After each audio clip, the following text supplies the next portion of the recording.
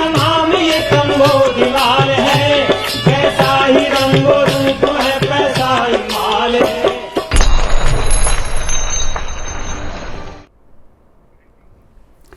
नमस्कार, मैं हूं शुभम शंकधर। आप देख रहे हैं मनी 9। समय हो गया है आपके फेवरेट शो मनी सेंट्रल का। मनी सेंट्रल पर चर्चा शुरू करें, आपको बताएं आज प्रोग्राम में क्या खास है। उससे पहले एक ज़रूरी बात आपसे पूछनी थी। आपने अब तक मनी 9 का ऐप डाउनलोड किया या नहीं किया? अगर नहीं किया तो यकीन मानिए आप बहुत सारी एक्सक्लूसिव जानकारी से चूक रहे हैं, क्योंकि वहां पर बहुत सारे शोज अपलोड हो चुके हैं, बहुत सारे नए नए जानकारियां वहां साझा की जा रही हैं। तो अगर अब तक आपने ऐप डाउनलोड नहीं किया तो आप भी उन लोगों में शिरकत कर जाइए, उस क्लब को शामिल कर लीजिए जो मनी 9 ऐप डाउनलोड करने का क्लब है। हम 5000 से ज़्यादा डाउनलोड अब तक कर चुके हैं, लगातार ये डाउनलोड्स बढ़ रहे हैं। वहाँ पर बहुत सारे शोज़ हैं जिनको बहुत अच्छा रिस्पॉन्स आप जैसे दर्शक दे रहे हैं। मेरे साथ स्टूडियो में मनी 9 के एडिटर अंशुमान तिवारी जी जुड़ गए हैं। सर, बहुत स्वागत है आपका। आज के शो की सबसे बड़ी खबर वो कौन सी है जिस पर हम विस्तार से चर्चा करेंगे? शो मनी सेंट्रल में आपका भी स्वागत है और सारे दर्शकों का स्वागत है। मनी 9 के ऐप के ऊपर हम कुछ खास शो लेकर आते हैं और कई सारे खास शो जो आपकी वित्तीय ज़रूरतों से जुड़े हुए होते हैं। इनमें एक शो के बारे में हम इस कार्यक्रम के अंत में आपसे चर्चा भी करेंगे। आज की सबसे बड़ी खबर भारत की सबसे बड़ी मोबाइल कंपनी यानी वीवो ब्रांड की मालिक कंपनी से आ रही है। उसे भारत की आर्थिक सुरक्षा में सेंध लगाने का जिम्मेदार पाया गया है। क्या हुआ है वीवो के साथ? क्यों भारत का इन्फोर्समेंट डायरेक्टरेट अपनी चार्जशीट में या अपनी रिपोर्ट में वीवो को लेकर इतनी आशंकाएं जाहिर कर रहा है, हम इस पर बात करेंगे। और हम जानने की कोशिश करेंगे कि कल फेडरल रिजर्व ब्याज दरों में बढ़ोतरी करेगा और उसके बाद भारतीय रुपए का आखिर क्या होगा। बिल्कुल, ये तमाम मुद्दे तो होंगे, इसके अलावा भी कुछ और है जो आज मनी सेंट्रल का हिस्सा है। शुरुआत होगी विदेशी मुद्रा भंडार पर चर्चा से। तेजी से घट रहा विदेशी मुद्रा भंडार, क्या होंगे असर? फेड करेगा ब्याज दरों में कितनी बढ़ोतरी? कहीं मुश्किल ना बढ़ा दे गेहूं की महंगाई? क्या वीवो रच रही थी देश में बड़ी साजिश? तिमाही नतीजों के बाद क्यों हुई रिलायंस की पिटाई? आज रिलायंस 3.5% टूट गया, क्यों टूटा इसकी वजह जानेंगे। और ये जोमेटो को क्या हो गया, इस पर भी आज चर्चा करेंगे। शुरुआत विदेशी मुद्रा भंडार की खबर से। देश का विदेशी मुद्रा भंडार 15 जुलाई को खत्म हफ्ते के दौरान 7.54 अरब डॉलर कम हो गया। फॉरेक्स रिजर्व घटकर 572.71 अरब डॉलर तक आ गया है, जो करीब 20 महीने का सबसे निचला स्तर है। और अपनी रिकॉर्ड ऊंचाई से विदेशी मुद्रा भंडार 70 अरब डॉलर कम हो चुका है। पिछले साल 3 सितंबर को विदेशी मुद्रा भंडार 642.45 अरब डॉलर की रिकॉर्ड ऊंचाई पर पहुंच गया था। सर, विदेशी मुद्रा भंडार में ये तेज गिरावट क्या इशारा करती है? शुभ, विदेशी मुद्रा भंडार में गिरावट पर चर्चा हम लगातार करते रहे हैं। जो ताज़े आंकड़े हमारे सामने आए हैं उनको करीब से देखने में दो चीज़ें दिखाई देती हैं। एक तो भारत के विदेशी मुद्रा भंडार से निकासी काफ़ी तेज़ी से बढ़ रही है। वो निकासी आयात महंगा होने के कारण, भारत के आयात बढ़ने के कारण और इसके साथ विदेशी निवेशकों की लगातार बढ़ती बिकवाली के कारण बढ़ी है। हालांकि विदेशी निवेशकों ने थोड़ा निवेश शुरू किया है, लेकिन बाजार से भी निकासी और बिकवाली ज़्यादा है।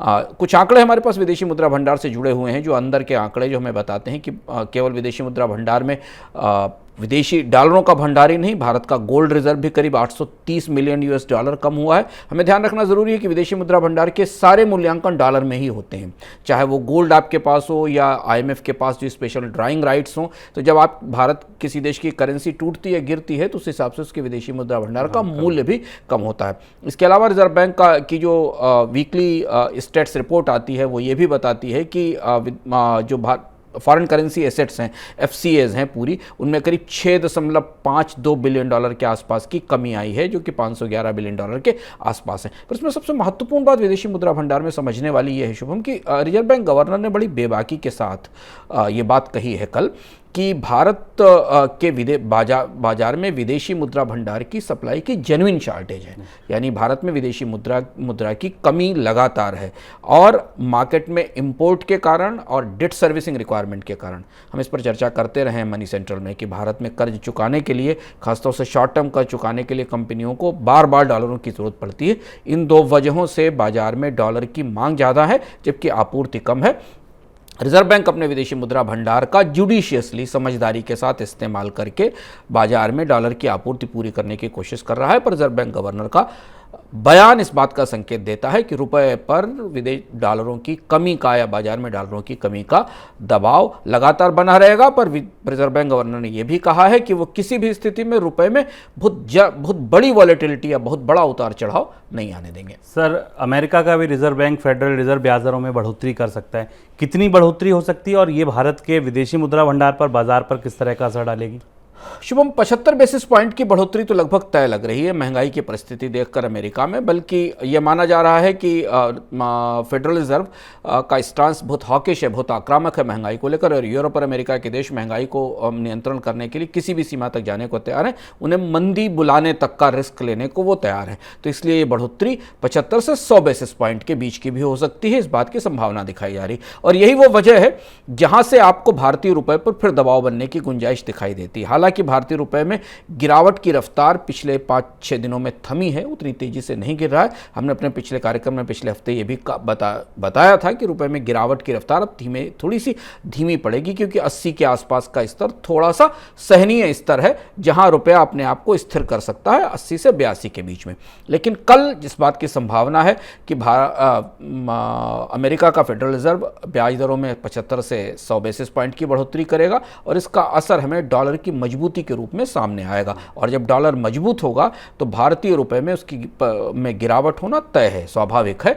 जो भी भारतीय रुपए को अभी थोड़ी मदद मिली थी मजबूती के तौर पर वो मदद यूरो की कीमतों में मजबूती के कारण आई थी, क्योंकि यूरो मजबूत हुआ था जब यूरोपियन सेंट्रल बैंक ने अपनी ब्याज दरें बढ़ाई थी। लेकिन इसके बाद भी अगर आप शुभम देखें कि भारतीय बाजार में ब्याज दरों और अमेरिका की ब्याज दरों में अंतर देखें, तो इसमें काफ़ी बड़ा अंतर है, और ये दो चीज़ों की तरफ प्रेरित करेगा। फेड रिजर्व की बढ़ोतरी भारत के रिजर्व बैंक को भी, क्योंकि भारत के रिजर्व बैंक की भी अगली मॉनेटरी पॉलिसी कमेटी मीटिंग होने वाली है, वो इस बात के लिए बढ़ावा देगी कि भारत को भी ब्याज दरों में बढ़ोतरी की जाए। और इस बात की संभावना है कि कल फेडरल रिजर्व की बढ़ोतरी आने के बाद डॉलर के फॉरवर्ड प्रीमियम्स में भी बढ़ोतरी होगी, यानी रुपये पर और ज़्यादा दबाव हमें दिखाई पड़ेगा, मिल सकता है। बिल्कुल, और 80 का इंपॉर्टेंट लेवल है, जहां जिसको रुपये क्रॉस कर चुका है और ज़्यादा गिरावट आती है तो 82 तक के लेवल तमाम एजेंसियों की नज़र में है। विदेशी मुद्रा भंडार में बढ़ोतरी को लेकर फिलहाल ज़्यादा उम्मीद भी नहीं लग रही। महंगे क्रूड ऑयल की वजह से कच्चे तेल की आयात पर डॉलर का खर्च बढ़ गया है। जून तिमाही के दौरान क्रूड इंपोर्ट बिल में 89% बढ़ोतरी हुई है और ये 47.5 अरब डॉलर पर पहुंच गया है। इसके अलावा फर्टिलाइजर और नेचुरल गैस की कीमतें बढ़ने की वजह से इनके आयात पर भी ज़्यादा खर्च हो रहा है। इस साल फर्टिलाइजर की सब्सिडी सरकार के बजट पर 2.5 लाख करोड़ का बोझ डाल सकती है। पिछले साल फर्टिलाइजर की जो सब्सिडी थी वो 1.6 लाख करोड़ रुपए के करीब थी। सर, ये महंगा आयात कितनी बड़ी चुनौती है सरकार के लिए और ये कब तक रह सकता है? शुभ, रिजर्व बैंक गवर्नर ने अपनी ताज़ी चर्चाओं में और जिन कार्यक्रमों में उन्होंने बोला है उसमें उन्होंने ये कहा है, और अगर आप विदेशी मुद्रा भंडार की गिरावट या भारत की जो रुपए पर दबाव की एक वजह देखें तो उसमें एक बहुत बड़ी वजह क्रूड ऑयल है। क्रूड ऑयल की जो वैल्यू टर्म्स में जो आयात है उसमें जो बढ़ोतरी हमें दिखाई देती है वो अंतर्राष्ट्रीय बाजार में कच्चे तेल की कीमतें बढ़ने के कारण दिखाई देती है और रुपए की कमजोरी के कारण दिखाई देती है। अब हालांकि भारत के बाजार में पेट्रोल और डीजल की खपत में उतनी तेज बढ़ोतरी नहीं हुई है जितनी तेज बढ़ोतरी हमको कच्चे तेल के आयात में वैल्यू टर्म्स में दिखाई देती है। इसकी तुलना में भारत का जो पेट्रोलियम प्रोडक्ट्स का निर्यात है और प्रोडक्ट्स का एक्सपोर्ट है वो काफ़ी छोटा है। इसलिए अगर आप केवल तेल के खाते में भारत का ट्रेड डेफिसिट देखें तो बहुत बड़ा है और वो रिकॉर्ड लेवल पर पहुंच चुका है। दूसरी एक और बड़ी चुनौती ये है कि भारत दुनिया के कच्चे तेल के बाजार में अभी किसी बड़ी तेज गिरावट या क्रैश की गुंजाइश भी नहीं दिखाई दे रही है। आउटलुक भी ऐसा दिख रहा है कि अमेरिका में शेल कंपनियों ने भी उत्पादन में तत्काल बढ़ोतरी से इनकार कर दिया है।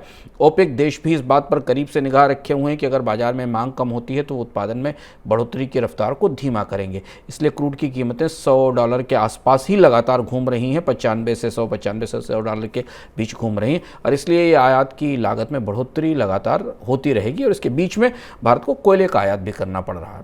बिल्कुल, देश की कई बड़ी मंडियों में बीते 20 दिनों में गेहूं की कीमतें 200 रुपये प्रति कुंटल तक बढ़ गईं। बढ़ती कीमतों को रोकने के लिए सरकार बहुत कुछ कर भी नहीं पाएगी। ऐसा क्यों, ये बता रही है मनोज कुमार की ये स्पेशल रिपोर्ट। इस बार आटा, ब्रेड और बिस्किट और महंगे होने लगे और सरकार कुछ ना कर पाए तो हैरान मत होइएगा। क्योंकि कुछ करने के लिए सरकार के पास विकल्प बहुत कम है। थोक बाजार में गेहूं का दाम बढ़ना शुरू हो गया है। मध्य प्रदेश की कई मंडियों में कीमतें 10% से ज्यादा बढ़ गई हैं। राजस्थान और यूपी की मंडियों में भी जुलाई के दौरान भाव बढ़े हैं। पहले जब भी थोक बाजार में भाव तेजी से बढ़ते थे तो उन्हें नियंत्रित करने के लिए सरकार अपने स्टॉक से खुले बाजार में गेहूं बेचती थी, लेकिन इस बार गेहूं की सरकारी खरीद में 57% की भारी गिरावट आई है और खुले बाजार में बेचने के लिए सरकार के पास नाम मात्र ही गेहूं है। नियम कहता है कि 1 जुलाई तक सरकार के स्टॉक में ऑपरेशनल और रणनीतिक जरूरत के लिए 275.80 लाख टन गेहूं होना जरूरी है और इस बार 285.10 लाख टन गेहूं दर्ज किया गया है, जो नियम से सिर्फ 10 लाख टन ज्यादा है और 14 वर्षों में सबसे कम स्टॉक है। पिछले साल 1 जुलाई तक सरकारी स्टॉक में 600 लाख टन से ज्यादा गेहूं भरा हुआ था। सरकार ने गेहूं की घरेलू सप्लाई बढ़ाने के लिए 13 मई से निर्यात पर भी प्रतिबंध लगाया था, लेकिन प्रतिबंध के बावजूद लगभग 16 लाख टन ऐसे गेहूं के एक्सपोर्ट को अनुमति दी गई है, जिसके निर्यात को लेकर 13 मई से पहले डील हो चुकी थी। इस साल अप्रैल और मई में 26 लाख टन से ज्यादा गेहूं एक्सपोर्ट हो चुका है, जो पिछले साल के मुकाबले 4 गुना अधिक है। ये बढ़ा हुआ निर्यात भी घरेलू सप्लाई को सीमित कर रहा है और घरेलू सप्लाई भी ऐसे समय पर सीमित हो रही है जब वैश्विक स्तर पर गेहूं की उपज कम होने की आशंका है और खपत का अनुमान उपज से ज्यादा है। अमेरिकी कृषि विभाग ने इस साल पूरी दुनिया में 77.16 करोड़ टन गेहूं उत्पादन का अनुमान लगाया है, जो पिछले साल के मुकाबले 74 लाख टन कम है। इस साल दुनिया भर में गेहूं की खपत 78.42 करोड़ टन अनुमानित है, यानी गेहूं की वैश्विक सप्लाई भी आशंका बढ़ा सकती है। हालांकि संयुक्त राष्ट्र की मध्यस्थता के बाद गेहूं के 2 बड़े निर्यात रूस और यूक्रेन में निर्यात के लिए समझौता हुआ है। दोनों देशों के बीच युद्ध की वजह से ब्लैक सी रूट के रास्ते निर्यात रुका हुआ था, लेकिन अब दोनों देश ब्लैक सी रूट से गेहूं की सप्लाई के लिए राजी हो गए हैं। इसी डील का असर है कि वैश्विक बाजार में गेहूं के भाव घटना शुरू हो गए हैं। जुलाई की शुरुआत में वैश्विक बाजार में गेहूं का भाव $335 प्रति टन था, जो डील के बाद घटकर $325 तक आ गया है। हालांकि वैश्विक बाजार में गेहूं के घटे हुए भाव का देश में तभी लाभ मिलेगा जब विदेशों से गेहूं आयात हो सकेगा और मौजूदा 40% आयात शुल्क पर आयात संभव नहीं लगता, यानी घरेलू सप्लाई पर ही गेहूं और इसके उत्पादों की कीमत ज्यादा निर्भर रहेगी और घरेलू सप्लाई में बढ़ोतरी की उम्मीद कम ही है। मनी 9 के लिए मनोज कुमार। सर, ये गेहूं की बढ़ी हुई कीमतें कितनी बड़ी चुनौती और ये कितना असर महंगाई के आंकड़े पर डाल सकती हैं, जो हम आने वाले दिनों में देखेंगे? 200 रुपये क्विंटल की बढ़ोतरी 10-12-15 दिन का आंकड़ा है और ये बड़ी बढ़ोतरी है और इसका दबाव हमें मुझे लगता है कि आने वाली महंगाई के आंकड़े पर, चाहे वो थोक महंगाई हो या खुदरा महंगाई हो, दोनों पर दिखाई देगा। और दूसरी चीज़ ये कि गेहूं की अब नई आपूर्ति या नई फसल तो बाज़ार में नहीं आनी है, इसलिए इसका दबाव हमें गेहूं से बनने वाले उत्पाद, ब्रेड, आटा और बहुत सारे जो उत्पाद हैं उन पर भी दिखाई देगा। पैक्ड फूड्स, खासतौर से जो पैक्ड आटा है जो बाज़ार में मिलता है, उसकी कीमतों में भी हमें बड़ी बढ़ोतरी आने वाले समय में दिखाई देगी, क्योंकि भारतीय बाजार में गेहूं की शॉर्टेजेस स्पष्ट रूप से दिखाई दे रही हैं, जिसको हमने इस स्टोरी में विस्तार से बताया है। दूसरी एक और महत्वपूर्ण बात यह है कि अभी से लेकर रबी की फसल आने तक बाजार में सरकार के पास कोई बहुत ज़्यादा विकल्प नहीं है गेहूं की आपूर्ति बढ़ाने के लिए, क्योंकि अगर बाजार में कीमतें शांत रखनी होंगी तो सरकार को अपने भंडार से ओपन मार्केट की सेल करनी होगी गेहूं की, और जो इस साल होने की गुंजाइश नहीं है, जिससे सरकार इनकार कर चुकी है। बिल्कुल। क्रूड ऑयल और फर्टिलाइजर आयात महंगा होने की वजह से सरकार का बजट पहले ही बिगड़ा हुआ है और ऊपर से सरकार देश में मुफ्त राशन योजना चला रही है। अब तक इस योजना पर सरकार का खर्च जो है वो 3.16 लाख करोड़ रुपए हो चुका है और अनुमान है कि सितंबर तक ये खर्च 3.4 लाख करोड़ रुपए तक पहुंच सकता है। अभी ये स्कीम जो है सितंबर 2022 तक की लागू है। सरकार अगर इस स्कीम को और आगे बढ़ाएगी तो निश्चित सी बात है कि खर्चे और ज़्यादा बढ़ेंगे। सर, सरकार खर्चों को काबू कैसे करेगी? कोई मैकेनिज्म ऐसा है जिस पर कहीं चर्चा चल रही हो कि इससे जो खर्चे कम किए जा सकते हैं? दो तीन बड़े दबाव हैं। हमने एक दबाव पर पिछली बार भी चर्चा की थी कि फर्टिलाइजर सब्सिडी का बल रिकॉर्ड लेवल पर जाने वाला है, और खासतौर से उसके साथ एक खाद्य सब्सिडी जो 3 लाख करोड़ से ऊपर निकल चुकी है। केंद्र सरकार ने अपने समस्त विभागों से ये बात कही है कि वो राजस्व खर्च में, रेवेन्यू एक्सपेंडिचर में कमी करें और ये कोशिश करें कि उनके बाकी खर्चे, कैपिटल एक्सपेंडिचर जिससे कि बाजार में डिमांड आती है, निर्माण होता है, रोजगारों के बढ़ने की उम्मीद की जाती, उनके अलावा जो भी खर्चे हैं उन्हें कम करने के लिए वित्त मंत्रालय ने सारे विभागों से कहा है राजस्व खर्च में कमी के लिए। सेंट्रल ने गवर्नमेंट ने 2023 में करीब जो रेवेन्यू एक्सपेंडिचर का आकलन किया था, जो आंकड़ा मैं पढ़ रहा हूँ, 31.94 ट्रिलियन रुपीज़ का, 1 लाख करोड़ रुपीज़ का था, जो 2022 से वैसे भी करीब करीब 0.2% के आसपास कम है, लेकिन अब इसे और घटाने की तैयारी शुरू हो गई है। यानी मंत्रालयों में होने वाले तमाम राजस्व खर्च, खासतौर से जो ऊपर की चीज़ें, यात्राएं, तमाम चीज़ों की खरीद, भत्ते, इन सब पर खर्च पर लगाम लगाई जाएगी, क्योंकि गेहूं की बढ़ती कीमतें, फर्टिलाइज़र की बढ़ती कीमतें, बढ़ता सब्सिडी का बिल इस साल सरकार के राजकोषीय घाटे पर बड़ा दबाव बनकर सामने आएगा, और बोरोइंग्स की लागत भी सरकार के लिए इस बार बढ़ने वाली है, क्योंकि ब्याज दरों में लगातार बढ़ोतरी हो रही है। सर, गेहूं से की बात कर रहे हैं, चलते चलते एक धान पर भी अपडेट, आपकी धान की बुआई के नए आंकड़े नहीं मिल रहे हैं सर? ये आश्चर्य की बात है शुभम। हम समझने की कोशिश कर रहे थे, पिछले सप्ताह भी हम इस प्रयास में थे कि हमें पता चल सके कि सरकार धान की बुआई के आंकड़े क्यों नहीं दे रही। जो 2 प्रमुख डैशबोर्ड सरकार के पास उपलब्ध हैं, कृषि मंत्रालय और उसके पैरेलल, वहाँ पर बाकी फसलों की बुआई के तो आंकड़े मिल रहे हैं, पर पैडी की सोइंग के आंकड़े नहीं मिल रहे हैं। जो स्वतंत्र सूत्रों से जो जानकारी आ रही है, उस हिसाब से उत्तर प्रदेश, बंगाल, हरियाणा, कई सारे राज्यों में धान की बुवाई काफ़ी पिछड़ी हुई है, और उसका असर हमें आने वाले समय में खरीफ की फसल में चावल की और धान के उत्पादन पर दिखाई दे सकता है। उम्मीद है कि सरकार शायद आंकड़े जुटा रही होगी, और इस सप्ताह हमें भारत में धान की बुवाई के वास्तविक आंकड़े और उनकी प्रगति के बारे में पता चलेगा, और जैसे पता चलेगा मनी सेंट्रल में हम आपको बताएंगे। बिल्कुल, आपके पास तक ये जानकारी पहुंच जाएगी कि पैडी की बुआई जो है वो कितनी पिछड़ी है या बढ़ी है मॉनसून की रोशनी में।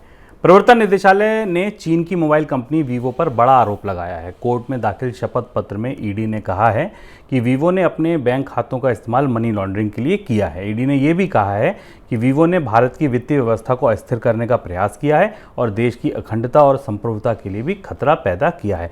शपथ पत्र में ईडी ने बताया कि वीवो गैर कानूनी तरीके से चीन में अपना पैसा ट्रांसफर कर रही थी। सर, ईडी को ये मामला इतना बड़ा क्यों लग रहा है? बात अब वित्तीय सिस्टम को अस्थिर करने की, संप्रभुता पे खतरे तक की आ गई है। इसमें कई पेच हैं शुभम।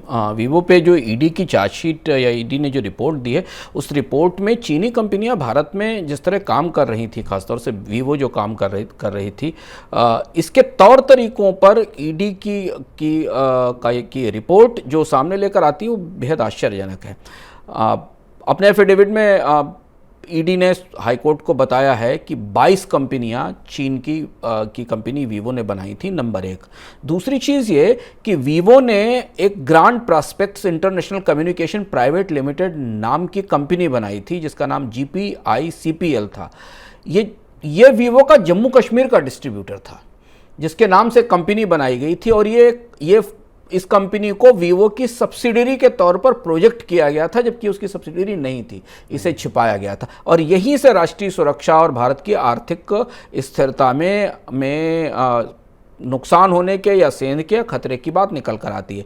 ईडी ने यह कहा है कि ये जो जम्मू कश्मीर के डिस्ट्रीब्यूटर के बेस पर बनी सब्सिडरी थी, जिसका नाम GPICPL था, इसका काफ़ी इन्वेस्टिगेशन किया गया और इसका सब कुछ फर्जी था। फौज डॉक्यूमेंट के बेस पर इसे बनाया गया था। इन्वेस्टिगेशन के बीच में ये पता चला कि इस कंपनी ने अलग अलग स्टेट्स में, भारत के अलग अलग स्टेट्स में 22 अलग अलग कंपनियां बनाई थी वीवो ने, जिनके जरिए वो ऑपरेशन करती थी, और उसमें से करीब उसके खातों में करीब 1400 करोड़ रुपए थे, जिसमें 1200 करोड़ रुपए के आसपास की राशि वापस ट्रांसफ़र की गई थी चीन में। और यहाँ से हमें भारत में चीनी कंपनियों के काम करने के तौर तरीकों का पता चलता है। भारत का सिस्टम पोरस है, भ्रष्टाचार चरम पर होता है, और इसका फायदा चीन की कंपनियां कितनी सफाई से उठा रही थी, इससे समझ में आता है। और हमें ध्यान रखना होगा कि चीन की कंपनियां भारत ही नहीं, पूरी दुनिया में सिस्टम का इस्तेमाल करने के लिए, भ्रष्टाचार के लिए कुख्यात पाई जाती हैं। सर, क्या यही वजह थी मामला इतना बड़ा हो जाएगा ये पहले से पता था कंपनी को, यही वजह थी कि निदेशक देश छोड़कर भाग गए जैसे ही कार्यवाही शुरू हुई? हाँ, और ये इस बात की संभावना थी क्योंकि अगर आप इस पूरी मोडस ऑपरेंडी को देखें, 22 अलग अलग कंपनियां बनाना, एक डिस्ट्रीब्यूटर के नाम से एक नई कंपनी क्रिएट करना और वो भी फौज डॉक्यूमेंट से बनाना, यानी कि कंपनी के अधिकारियों को पता था कि कभी ना कभी ये चीज़ उसके सामने आएगी। चीन की कंपनियों के साथ और भी बहुत सारी उलझनें हम इससे पहले भी देखते रहे हैं। वीवो और इनका रियलमी और ओप्पो जैसे ब्रांड्स की जो मालिक कंपनी है बीबीके इलेक्ट्रॉनिक्स, जो डोंग योंगशांग ने बनाई थी, जिनको कि चीन का में स्मार्टफोन का फादर कहा जाता है, ये कंपनी वैसे भी कई वजहों से, अलग अलग वजहों से विवादों में भी रही है और इसके बारे में, इसके कामकाज को लेकर भारत की एजेंसियां लगातार भारत में जांच करती भी रही हैं। सर, अब इसका असर क्या और चाइनीज़ कंपनी पर नहीं पड़ेगा? क्योंकि ये तो केवल मोबाइल की बात नहीं है, आप मोबाइल से कंस्ट्रक्शन तक चाइनीज़ कंपनी तो सब जगह फैली है। ये एक कंपनी पर आरोप लगा है या आरोप साबित होते हैं नहीं होते हैं आगे देखते हैं, लेकिन इसका असर क्या और निवेश पर और कंपनियों पर नहीं पड़ेगा? ज़रूर पड़ना चाहिए। और इसलिए अगर आप देखें ना कि जब वीवो के ऊपर शुभम रेड हुई और इससे पहले रियलमी और बाकी कंपनियों की जांच शुरू हुई, तो चीन की तरफ से आधिकारिक रूप से बयान आया कि वो भारत की कानून व्यवस्था से न्याय की और पारदर्शिता की उम्मीद करते हैं। भारत के विभिन्न क्षेत्रों में चीन की कंपनियों की पैठ बहुत गहरी है और पहले से गहरी और बढ़ भी रही है, तमाम सब बायकॉट चाइना के नारों के बावजूद। भारत में चीन की कंपनियां सीधे सर्विस डिलीवरी को लेकर, प्रोडक्ट डिलीवरी को लेकर, जैसे स्मार्टफोन के बाजार में वो सबसे बड़ी कंपनियां हैं, वहां से लेकर कंस्ट्रक्शन तक, सरकारी विभागों को सामान की आपूर्ति करने को, भारत में इंफ्रास्ट्रक्चर सेक्टर को, रेलवेज, कंस्ट्रक्शन, यहाँ सब जगह चीनी कंपनियों की सक्रियता है, उनके निवेश हैं और वो काम कर रहे हैं। ये कहना मुश्किल है कि ऐसा सब जगह हो रहा है, लेकिन ओप्पो और वीवो जैसी कंपनियां जिनका पब्लिक फेस बहुत बड़ा था, जिन्हें भारत के मोबाइल क्रांति में और भारत में स्मार्टफोन क्रांति का लीडर माना जाता था कि उनके जरिए भारत में इतने लोगों को स्मार्टफोन बनना शुरू हुए। शक जायज़ है कि अगर ये कंपनियां ऐसा कर रही थी तो बाकी कंपनियों के कामकाज कैसे होंगे, और शायद भारत की एजेंसियां बाकी कंपनियों के कामकाज जो कंस्ट्रक्शन में काम कर रही हैं या जो बाकी सप्लाईज में काम कर रही हैं, उनके खातों की भी जाँच करने की कोशिश करेंगे। कम से कम इसकी रोशनी में दिखाई देता है कि चीनी कंपनियां दुनिया के किसी भी और देश से भारत में निवेश करने वाली कंपनियों की तुलना में ज्यादा बड़े संदेह के दायरे में है अपने कामकाज को लेकर। इस घटनाक्रम से हमें समझ में आता है। बिल्कुल, बात निकली है तो अब दूर तलक जाएगी। देश के एमएसएमई सेक्टर को पेमेंट वसूली में हो रही देरी का सामना करना पड़ रहा है। Global alliances for mass entrepreneurship की रिपोर्ट बताती है कि 2021 के अंत तक एमएसएमई सेक्टर की छोटी और सूक्ष्म इकाइयों की लगभग 8.73 लाख करोड़ रुपए की देनदारी फंसी हुई है, जो पूरे एमएसएमई सेक्टर की लगभग 80% लेनदारी है। ये रिपोर्ट केंद्र सरकार के एमएसएमई मंत्रालय के साथ साझा की गई है। कोरोना काल में एमएसएमई सेक्टर को भारी परेशानियों का सामना करना पड़ा था और अब ये सेक्टर उभर ही रहा है, लेकिन लेनदारी फंसने की वजह से सेक्टर की कई इकाइयां भारी नुकसान में फंसी हुई हैं। सर, ये पेमेंट की क्राइसिस कितनी बड़ी है एमएसएमई के लिए? शुभम, ये पेमेंट की क्राइसिस भारत के एमएसएमई की बुनियादी क्राइसिस है। और इससे पहले इकोनॉमिका में हमने जब एमएसएमई पर चर्चा की थी एक एपिसोड में, उस एपिसोड में हमने इस पर विस्तार से ये समझने की कोशिश की थी। भारत में आमतौर पर छोटी इकाइयों को 45 से 50 दिन से कम समय में पैसा मिलता ही नहीं है, भुगतान ही नहीं मिलता है। चाहे वो बड़ी कंपनियों को आपूर्ति कर रहे हो, चाहे वो सरकार को आपूर्ति कर रहे हो, चाहे वो कंस्ट्रक्शन सेक्टर को आपूर्ति कर रहे हो, सामान्य रूप से उन्हें मिलने वाले भुगतान 45 से 50 दिन लेट होते हैं। कोविड के दौरान काफ़ी सारी चीज़ें टूट गई और उनके भुगतान और ज़्यादा पिछड़ गए। अब जो आंकड़े हमारे सामने आए हैं, ये पेमेंट क्राइसिस दरअसल भारत के एमएसएमई उद्योग की बुनियादी फंडामेंटल क्राइसिस है। और इसलिए इस पेमेंट क्राइसिस के कारण भारत के छोटे उद्योग ना तो नई परियोजनाओं में निवेश कर पाते हैं, ना वो नए प्रोडक्ट डेवलप कर पाते हैं। उन्हें अधिकांश ऐसे कर्ज लेने पड़ते हैं जो कर्ज उनकी वर्किंग कैपिटल रिक्वायरमेंट को ही पूरा कर पाते हैं, क्योंकि उन्हें पीछे से कच्चा माल लेना है, आगे अपनी कॉस्ट, फैक्ट्री किराए, बिजली, लेबर के बिल्स पे करने हैं, और उन्होंने जो बनाकर बेचा है उसे पाने के लिए उन्हें 45-50 दिन 60 दिन लगेंगे।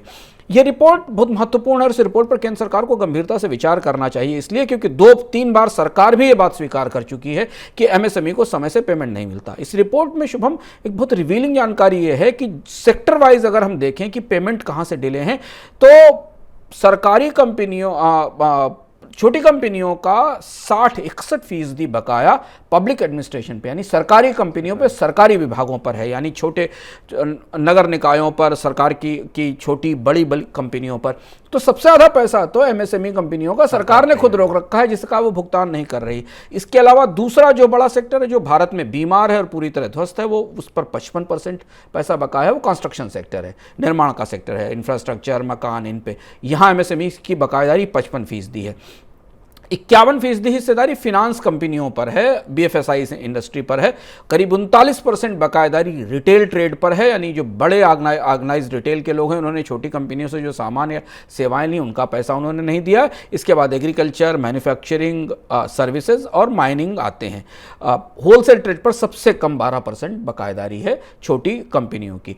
यह समस्या इसलिए बहुत ज़्यादा गहरी है क्योंकि ये इस पेमेंट के सिस्टम की, पेमेंट के क्राइसिस ने भारत के अधिकांश छोटे उद्योगों को दरअसल कारोबार की मुख्यधारा से बाहर ही कर दिया है। और चूंकि भारत में छोटी कंपनियों का मतलब एक बहुत बड़ा दायरा है, छोटी कंपनियों में 10 करोड़, 5 करोड़ से लेकर और 100 करोड़, 150 करोड़ तक के कारोबार वाली कंपनियां आती हैं। तो जिस कंपनी के पास पेमेंट को लंबे समय तक डिले रखने की क्षमता होती है वही सर्वाइव कर पाती है, बाकी कंपनियों के लिए काम करना मुश्किल हो जाता है।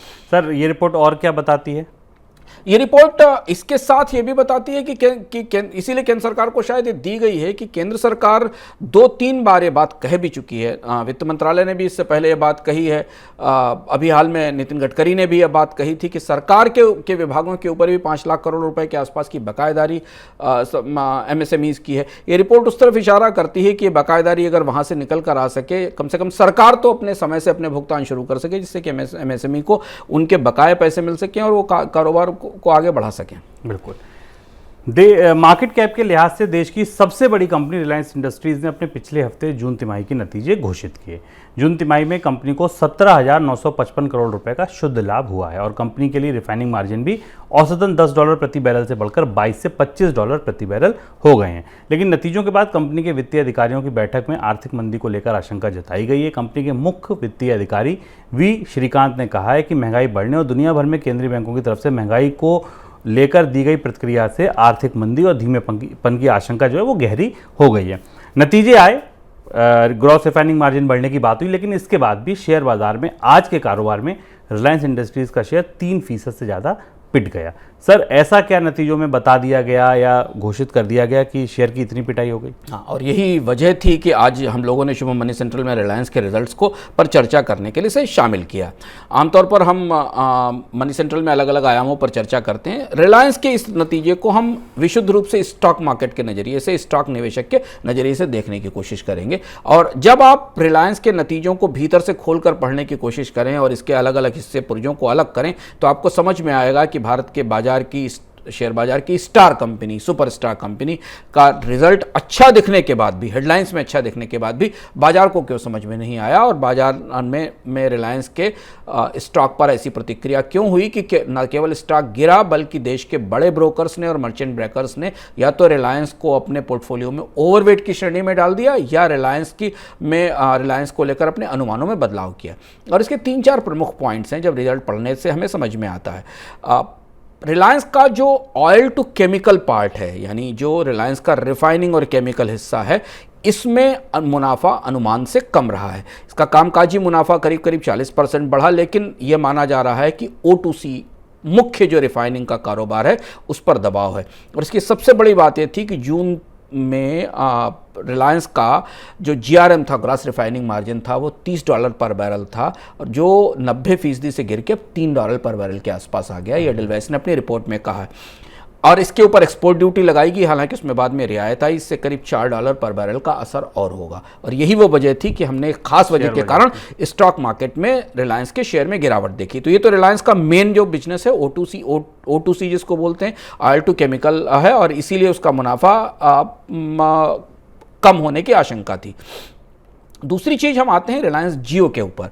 रिलायंस जियो का मुनाफा 23% बढ़ा, 4,335 करोड़ रुपए रहा, लेकिन बाजार में जो अनुमान थे उससे कम था। और इस मुनाफे की बढ़ोतरी में बड़ा हिस्सा टैरिफ की बढ़ोतरी का था। दरों में बढ़ोतरी का था। रिलायंस जियो का आरपू भी बहुत कम है, और अगर आप उसकी तुलना में रिलायंस जियो की तुलना में अगर बाकी कंपनियों के आरपू देखें तो काफ़ी आगे है। और इससे दिखाई देता है कि रिलायंस जियो के बड़े विस्तार के बाद भी इस पर बड़ा दबाव दिखाई दे रहा है, और मार्केट एक्सपेक्ट कर रहा है कि अगर 5G के लिए रिलायंस बिड करता है तो उसे बड़ा पैसा देना पड़ेगा। अभी रिलायंस जियो का आरपू 150 रुपये एवरेज रेवेन्यू पर यूजर से भी नीचे है। दूसरी चीज़ थी रिटेल कारोबार के नतीजे लोग अनुमान के मुताबिक रहे, लेकिन रिलायंस की जो पर स्क्वायर फीट रिटेल इनकम थी उसमें 8% की कमी आई, और 3 साल की ग्रोथ 15% रही। रिलायंस रिटेल की तुलना में अगर आप डीमार्ट और टाइटन को देखें तो इनकी ग्रोथ 20 से 22% के आसपास रही। तो मार्केट ने एप्पल टू एप्पल कंपेयर किया कि रिटेल की एक कंपनी और दूसरी कंपनी कैसे काम करती है।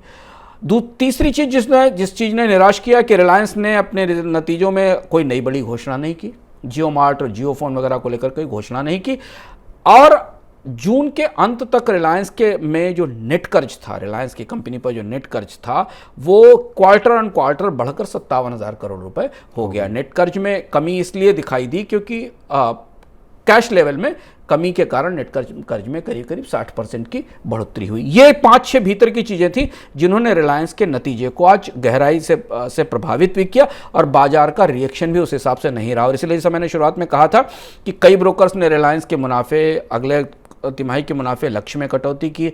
जीएम फाइनेंशियल ने FY23 के लिए मुनाफे का अनुमान करीब 4.3% घटाया। मोतीलाल ओसवाल ने जीआरएम का अनुमान 14 पूरे साल के अगले क्वार्टर के लिए 14 बैरल से घटाकर 10 बैरल किया। कई सारे ब्रोकर्स ने रिलायंस को ओवरवेट कैटेगरी में डाल दिया।